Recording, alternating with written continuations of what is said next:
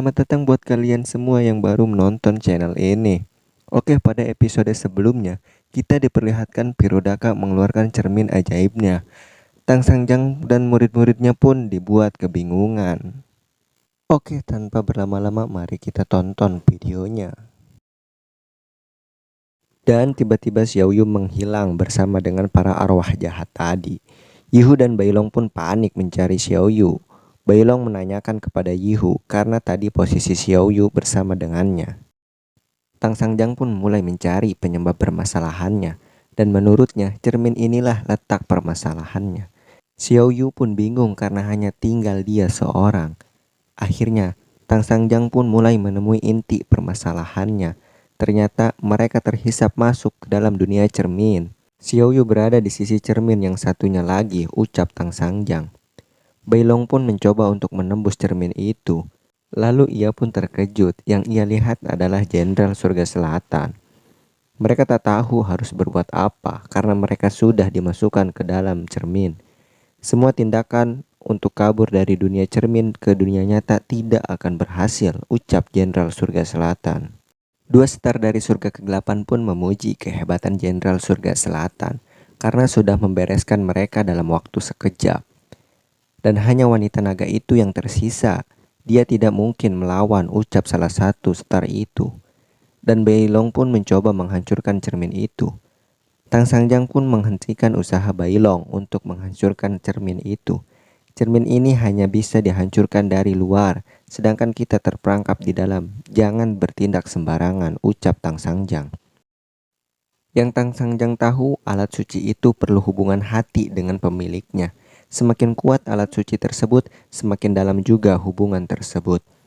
Pirudaka pun membenarkan pernyataan itu. Hanya dialah yang bisa menarik kembali jurus itu, dan baru mereka bisa keluar. Jika mereka menyerang dari sisi sebaliknya, maka kami bisa memaksamu menarik kembali jurus ini. Kalau cermin ini pecah, kamu juga akan mati, ucap Tang Sangjang. Sayangnya kalian semua sudah berada di dalam sana, ucap Pirodaka. Tidak, masih ada satu yang belum, ucap Tang Sangjang. Dan muncullah kaki besar dan ternyata itu adalah Cut Patkai. Tetapi Pirodaka malah tertawa karena yang muncul hanyalah seekor babi hutan. Wah, parah, belum tahu dia kekuatan asli Cut Patkai. Tang Sangjang pun menyuruh Cut Patkai untuk menyerang cermin itu dan mengeluarkan mereka, karena hanya Cut Patkai lah satu-satunya harapan mereka. Dengan sombongnya, Pirodaka berkata, lucu sekali menaruh seluruh harapan pada seekor siluman babi.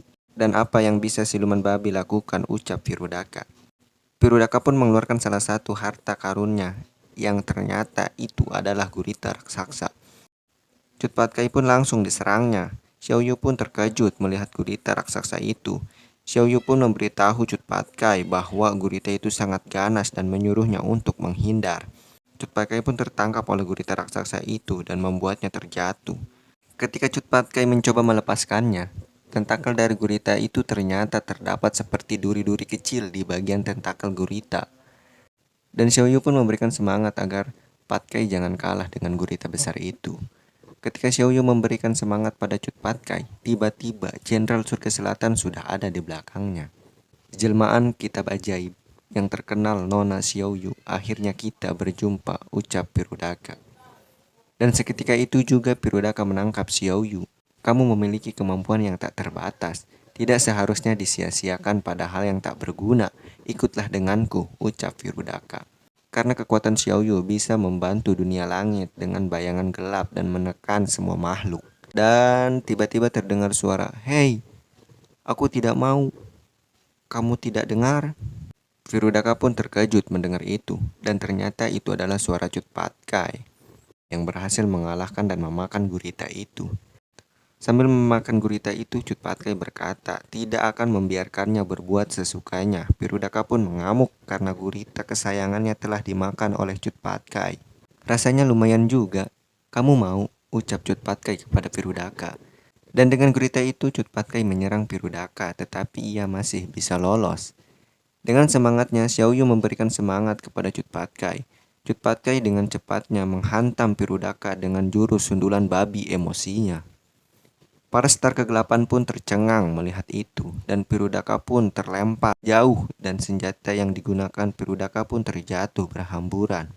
Tidak usah takut, ucap Cut Patkai pada Xiaoyu, bahwa Cut Patkai akan melindunginya. Dan pada suasana genting pun Cut Patkai masih berpikir pikiran yang kotor terhadap Xiaoyu.